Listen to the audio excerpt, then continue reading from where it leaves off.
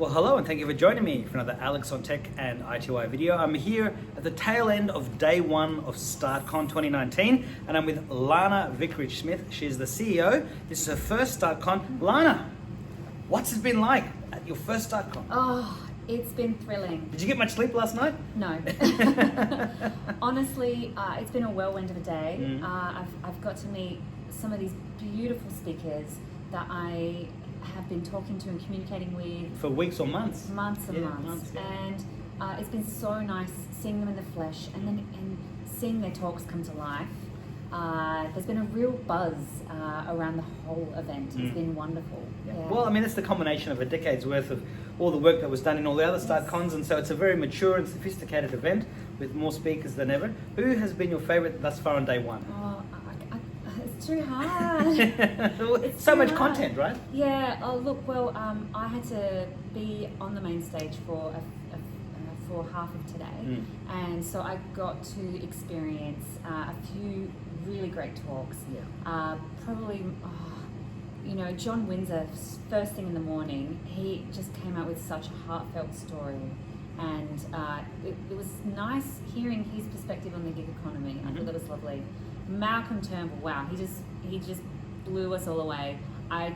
God knows what the news and press is going to be for the next week about it, with some of the zingers that came out of his Q&A with Matt Barry, freelancer. But absolutely, how often do you get the opportunity to hear his true thoughts on innovation? Yeah. I thought that was great. And because he's been a pioneer in things like Aussie Mail, Yes. and he was joking about how they call him the technology prime minister, and he said because I know how to turn a phone on, which I'm assuming he was it was a dig at some of his colleagues. But yeah, it's good to get his perspective, and he remains a pivotal figure in Australian politics and technology. So it was good to get him as a great headline act. In fact, tomorrow you've also got John McAfee as one of your headliners. Yes. But I got to talk to Amy Peck and interviewed her, and then saw her on stage. Oh. Looking forward to seeing her presentation at there's a library, Darlington Library. You can look it up online. Yeah. Look for my interview with Amy Peck on ITY. And there was, of course, Dr. Crystal Johnson from NASA, and talking about the first woman on the moon. Oh, that woman in 2024. Amazing, honestly, just so inspiring. If you're a startup and you're thinking that your product's too hard, or you need some more help with it, NASA's open for business. They're very keen to work with startups. So that was wonderful to hear. And she's aspirational at best. You go into the room thinking, I'm going to just think about growing my business, to how can I change the universe after hearing her talk. It was pretty magical. Well, we heard about Steve Jobs, and we saw him put a dent in the universe, but yes. You can do it too. And of course, with the conference, I mean, I mentioned it before in a previous interview with you, but there's so much content, so many streams, that even if you're here, you can't see it all. You just can't. No. And so one of the great things about StartCon is that it's had a digital pass, which will come in about a week or so once you've had a chance to process all the video. Yes. And then for those that are here, apparently you already get you already purchased access to that. And for those who are not here and haven't purchased access, there'll be some sort of price, as there has been every year. Yeah. And then, as I've said, you can enjoy this conference 10 times over and probably still have content. Absolutely. So, yeah. I cannot even count how many hours. I'm a bit tired right now to actually do some maths. But, we're 5 levels. We've had the special VIP pavilion. There's been talks in there.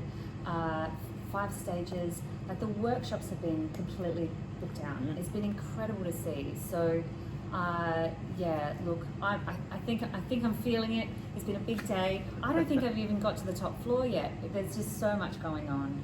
You're totally right. We need, as Amy was talking about, a digital twin, maybe digital quintuplets, so we can send them off to all the conferences for us.